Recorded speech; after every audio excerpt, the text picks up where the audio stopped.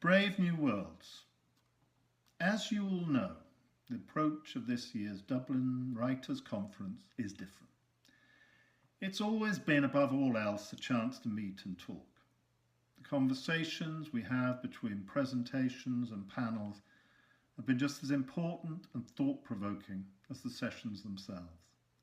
Technology can't replace that, but it helps close the gap, I guess, until normal service can be resumed. So, Brave New Worlds, the unique, essential world every story creates. That's what I want to talk about. The phrase Brave New World has an awkward ring, since Aldous Huxley filched it from Shakespeare's The Tempest for his novels of an indoctrinated, drug-controlled dystopia in which history was abolished and love was banned because it was divisive. Of course, Shakespeare's Brave New World of real wonder and imagination lurks in Huxley's irony, because at the uncontrolled fringes of ruthlessly benign totalitarianism, there are a few survivors of the infinite variety that is real humanity. So, as we look at the title of this talk, there are already two worlds in a few words, Huxley's and Shakespeare's, both unlike any other fictional world, both immediately identifiable. And in every novel, every story, writers create unique worlds that the audience, reader, listener, viewer, is invited to enter and engage with. Mostly we're talking about books, but I will use the term storytelling, which has a much wider resonance. These ideas are as important in narrative poetry, in plays, in film, even video games. If that seems to take us beyond our remit, it is still the case that they all tell stories and they all still start with words on a page. Sometimes, as in the two examples so far, the worlds are very obviously unique. That's true by definition in some genres. It's not difficult to recognise the depth and complexity of the world J.R.R. Tolkien created in Middle-earth, where the creation of the world even came before the stories. We know the vitality of the world of magic in J.K. Rowling's Harry Potter stories. We know the brooding future that is the world of Arthur C. Clarke's 2001: A Space Odyssey. In what we loosely call fantasy and science fiction, the unique world is so basic it's almost part of the plot. It's certainly central to the story. If we define plot as events and incidents external and internal to the characters that drive the narrative and call story the whole thing, then plot and character and language and the story's world, mood, atmosphere are all things that merge in the act of writing to tell a story. So the imaginary world the writer creates is fundamental. It's a world we ask our readers to enter, and when they do, we want them to stay. This world matters in all genres, no less than in fantasy and science fiction. Not every story is driven by what happens next, by change, revelation, twists, turns, even by character development. These things will always be there, but to an extent that varies enormously, not only with the different approaches to storytelling, but with time. Styles change. The kind of interrogation of character you might find in a conversation with an editor or publisher now, or encounter in discussing what makes a novel work, would make strange listening for writers before the latter part of the 20th century. In different times, different ways of storytelling have been dominant. Once, it was the potent mix of legend, mythology, and somewhere real history that was epic poetry. In ancient Athens, it was drama, especially tragedy. In Elizabethan England, it was gloriously drama again. The novel, as we know it, hasn't been around long, less than 300 years in a recognisable form, and even then, in the 18th century barely doing what we consider basic to a novel now. Even the idea of different genres of novels, literary, romance, crime, meant little until fairly recently. It's questionable if the dominance of the novel has even lasted. Isn't film, including television drama, the dominant popular storytelling form in the mid-20th century and onwards? If you think we've exhausted methods of storytelling, strange things are afoot in video games. And it's not only ways of storytelling that change. The expectations of how stories are told changes. Even for what is so familiar to most of us, the novel, it is surprising that few novelists fulfill the demands we often hear made on how story development should work, or how plot-driven, character-revealing, surprise and twist narrative should deliver the goods. What doesn't change is the creation of a world in every story, a world for us to visit. So let's go back for a moment. Epic poetry was born of an oral tradition. The Iliad and the Odyssey are the great examples of a genre of storytelling that stretches from prehistory to the Middle Ages. It's unlikely anyone, except maybe a few children, was in any way surprised by listening to the Iliad or Odyssey, or later by reading them. Everyone knew the stories. No surprises, no twists.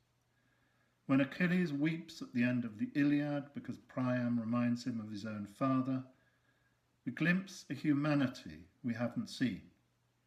But nothing changes. If anything, it makes the brutal demands of honour and glory that drive the hero physical, tangible things in this world, not just concepts. It makes them more relentless and unforgiving. There's barely anything we could call real character development. Odysseus goes on an extraordinary journey, but there is no real sense that he's changed by it. We may find a kind of resolution in the feeling that coming home matters above all things to Odysseus. But it's not a revelation. He's never thought anything else. Of course, every age can find itself and its concerns in Homer. That's the nature of all great literature. But what we won't find is what the Greeks of the classical period found, let alone what they made of it in Mycenae hundreds of years earlier. However, what we do meet and what we share across the millennia is the world these epics pull us into. In classical Athens, you might have been surprised by a comedy and amused by the way it ridiculed your leaders in front of them in ways unthinkable in the freest democracy now. But the tragedies of Aeschylus, Sophocles and Euripides told stories you knew from childhood. Character is explored, certainly, but often what is revealed doesn't so much involve change as expose the bleak truths of what is beyond human control. The darkness often has an intensity that is relentlessly philosophical, even religious, in ways that are foreign to us. We probably, again, don't feel what the Athenians felt. Yet we do share the worlds these tragedians created. Our responses may be different, but we are in those worlds. It wasn't so different in Elizabethan and Jacobean England. There was drama that used contemporary stories, but the most important playwright, William Shakespeare, almost never did. Not only did he make historical drama central to his early work, he reworked and recycled established plays or material from classical history and from legends that were already familiar to the well-educated in his audience. We don't necessarily know how they felt about these stories. There are issues of faith and kingship that are important and we don't even see. The great tragic characters are driven by their natures as well as by external events. But even the most complex of them, Hamlet, can't really be said to know himself any better at the end of his play. There is a sense of the inevitable in Hamlet that we don't relate to. The substance of the play is, in many ways, the game Hamlet plays with that inevitability. In Shakespeare, ideas of change and development in plot and character exist partly as we impose them on him. The real richness of his storytelling is often in the world each play creates. For every generation that finds different things in Shakespeare, some of which would probably startle him, it is the extraordinary magic that is in the world of each drama that fires our imaginations and sets us looking for new things to find. The small revelations through which Jane Austen's heroines find there are things that matter in their not so very uncomfortable lives, and things that don't, are fairly obvious from the first pages. It would be an exaggeration to say there are surprises. The elegant simplicity of the stories is somehow indistinguishable from the translucent prose. Quiet, sometimes small moral truths emerge, barely noticed, to enrich the lives of the people we have come to care about. It is a trick so gentle, so light, that for those of us who miss it, understanding why Jane Austen is the greatest of novelists in English can be hard. No noise, no thunder, but a world as unique as any in literature or storytelling of any age.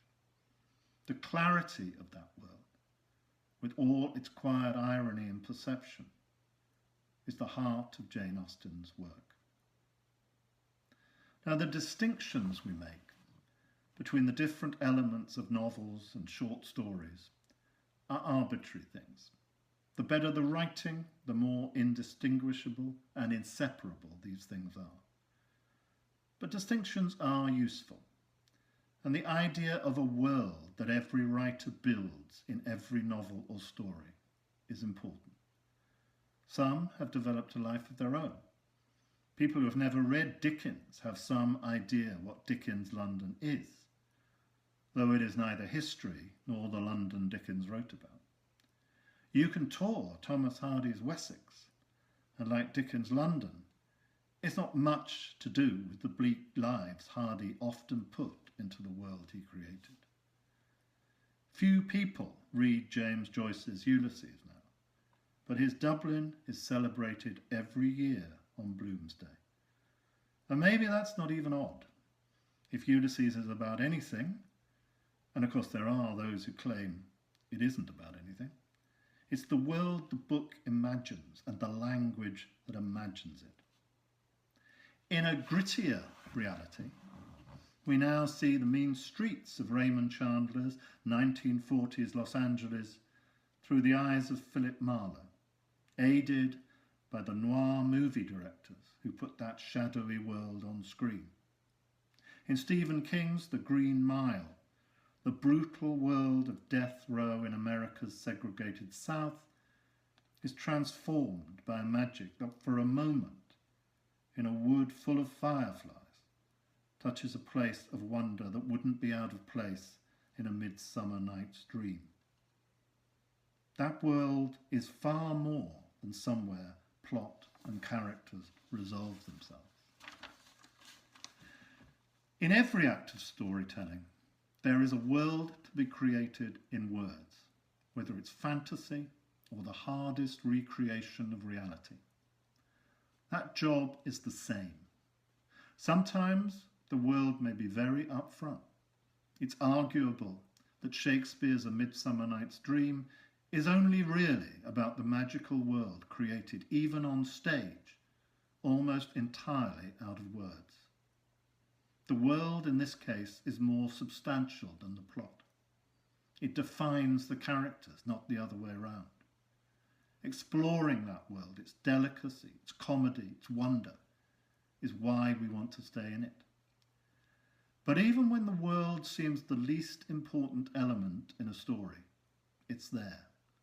Even when it's a world that terrifies us, we have to be drawn in. It is the totality, the conviction, the richness of the writer's world that lets us inhabit it. In worlds of fear or brutal moral ambiguities or alien, shocking ideas and motives, we connect with things that stand entirely outside ourselves. We can find ourselves pulled, for instance, into the world of organised crime in Mario Puzo's The Godfather, following the main character's journey into a moral landscape of warped obligation that makes bloody revenge a virtue.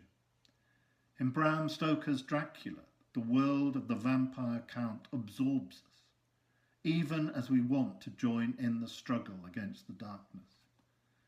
We don't only identify with the characters, we also live in their complex world. When Aristotle defined the ingredients of tragedy, he did what many of us do in defining how any genre of writing should work. He took his favourite play, which was Sophocles' Oedipus the King, analysed it and used it as his template. This is how tragedies should be. Of course, very few other tragedies fitted the template, but he didn't let that stand in his way. Now, one of the things he said was that the experience of seeing a tragedy should evoke fear and pity in us. We should feel those things, as it were, for real, by entering into the world of the tragic hero and somehow participating emotionally in what is happening. We might say that a good story draws us into its world, and what happens to the characters there engages us so that we feel their emotions in ways that expand our experience of the human condition, in ways we might only encounter in our imaginations. By no means all that has to be about the dark places Aristotle was exploring. What we feel when we are entertained, engaged, stimulated can be light, funny, gentle, just as it can be brutal and terrifying. It can open us up to epiphanies in what is ordinary and unremarkable, as well as in what is extraordinary and awe-inspiring. It is all as much about the worlds we visit as the characters we meet. Those worlds can be simple as well as complex. They are unique at best through the quality and clarity of the writing. They may be full of breathless incident and adventure, but they may be places where very little happens. It is only how they take hold of our imaginations that matters. So when we look at the worlds we want to create, what are the lessons we can learn? How should we go about paying attention to making sure our worlds do invite the reader in and do take hold of the imagination? Perhaps one simple observation is that the world you create has to be a world you want to be in yourself. Now, that might sound so obvious as to be banal, but it involves you recognizing first that an act of real creation is in progress. Mood and atmosphere, which are essential elements of building your world, are fundamental to whether a reader will want to keep turning the pages, just as much as what happens next. What happens next is a device, a tool that's central to storytelling, but in no sense an obligation. It's a device that writers in the past used far more sparingly than we do. But the world of the story is in every line, every word. If you don't want to be in that world, you won't turn enough pages even to get to what happens next. The world, its mood, its atmosphere, may well be one of the dominant and compelling things about a novel. It is also an area of writing in which things that are genuinely original can be created. Recognizing that is hugely important, I think. It matters a lot. So give it as much care and thought as everything else. In crime fiction, for instance, where we work with plot elements that cannot but be familiar at times, and nothing necessarily wrong with that, as Shakespeare constantly reminds us, the creation of a unique world and atmosphere is often what most distinguishes the good and original in crime fiction from the ordinary and unremarkable. Some kinds of storytelling think about the worlds they create a huge amount, almost before anything else, and that's worth reflecting on as writers. Recent developments in video games show a shift to morally complex, emotionally charged storytelling. A good example is Naughty Dog's post-apocalyptic The Last of Us. What's interesting here is how much work over 6 years went into creating the world in which the characters act out the story and in which you acted out with them. The detail in this new breed of video game worlds is extraordinary. There is a clear consciousness that the world and the story and the characters are integrally connected. As writers, we create worlds inside the heads of our readers. But the same sentiment should invest our work, and so should a similar rigour in our approach to it. Generally, the world you create needs description. It's obvious enough, but it has to be a part of your vision. It doesn't mean overdoing it with pages and pages of description between every conversation, but you need to make what's happening in your reader's head vivid, satisfying, real, at times inspirational or frightening if that's what's required. A landscape can inspire all of us, and so can a scruffy corner of a city we love, or a room that carries the memories of people we loved who lived in it. Less, as ever, is usually more, but only you can work out how much less or how much more. Description should be concise and should never avoid small details. A small detail may be something you leave in a description of a place when you've taken out all the unnecessary big details. But longer passages of description are not wrong by definition. Nothing is wrong by definition. How you create feel, mood, atmosphere, a sense of place, depends on what you're doing. Raymond Chandler spends very little time describing Los Angeles, but the sense of the burning, bright heat of day and the dark, noir-like shadows at night, the shabby bars and down-at-heel boulevards, is always there. It comes as much from Philip Marlowe's clipped, laconic words as actual description. When Thomas Hardy, on the other hand, spends pages describing the bare landscape of Egdon Heath in The Return of the Native, he is doing what he does a lot, placing his human stories in a hard, unforgiving, godless universe. His natural world can be a place of beauty, sometimes of comfort and familiarity, but more often it reflects only bleak indifference. That's at the heart of many of Hardy's stories. So the descriptions, the mood of the world Hardy wants us to imagine, is inseparable from plot and character. Sometimes that's hard going for modern sensibilities. So, two very different approaches to creating a world.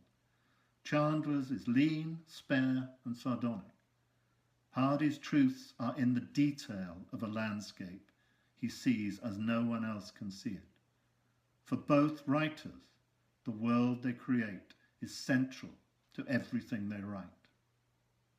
But however the mood and atmosphere of your world is expressed, you have to feel you're there as a writer before you can expect a reader to feel that.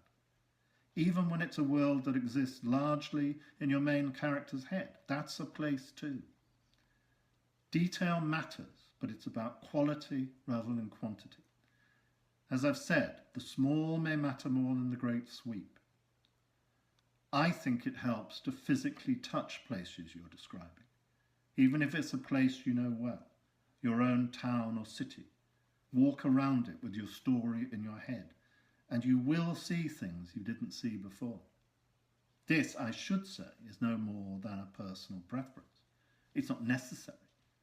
Many worlds, not just in fantasy and science fiction, are quite properly only created out of the writer's imagination. Yet, if you walk along the Thames from Oxford, a long way into the countryside, you'll have no doubt where Tolkien's Shire comes from, because you'll find yourself looking at it. Our imaginations are full of the real clutter of our lives. Wherever and however we accumulate that clutter, it comes into play, often unexpectedly, in creating the worlds we put on the page in our stories. More generally, seek out and use the unexpected, the quirky, the peculiar, the unnoticed, odd images that move or amuse you. Those are things that will make your world, whatever it is, vivid for the reader. And we react to places constantly in real life, to landscapes, buildings, streets, rivers, woods, anything that's around us. We react to the moods and atmosphere that places carry with them. Those reactions should be in our stories, not just for our characters, but for our readers. The other thing you need to do is to be aware of what other writers have done. I often say about learning to write that there is only one genuine, reliable aid: to read as widely and diversely as you can, and fill your head with what's good in all its variety. It matters for how you think about character and plot, but it's important to see the new and extraordinary worlds that are in every novel and in every other means of storytelling as well. Reading is also the only place you can observe, as it were in the wild, the business of writing itself, of putting one word after another in ways that can inspire and entertain and enrich the lives of others. Even in stories that offer the simplest of enjoyment. It's an unquantifiable magic, but that's another thing, a thing for another time maybe. So have good writing as part of the furniture of your brain. And good doesn't have to mean great. Every good writer has an echo to leave us, unconsciously there when we sit at a screen and choose one word rather than another, one incident rather than another, one emotional rather than another, one image rather than another. And all the worlds from all the stories we have encountered should be in our heads too. The more, the better. From Baker Street and Sherlock Holmes to the river bank of the Wind and the Willows. From Huckleberry Finn's Mississippi to the streets Ebenezer Scrooge walked one Christmas Eve. From the rabbit hole Alice tumbled into to the road travelled by a father and son in Cormac McCarthy's great novel. From Richmal Crompton's Just William to Chester Himes' A Rage in Harlem. It goes on and on, on and on. Every book is its own world. Every one of those worlds will help you. And all your stories will have their own wonderful, brave new worlds to enthrall your readers.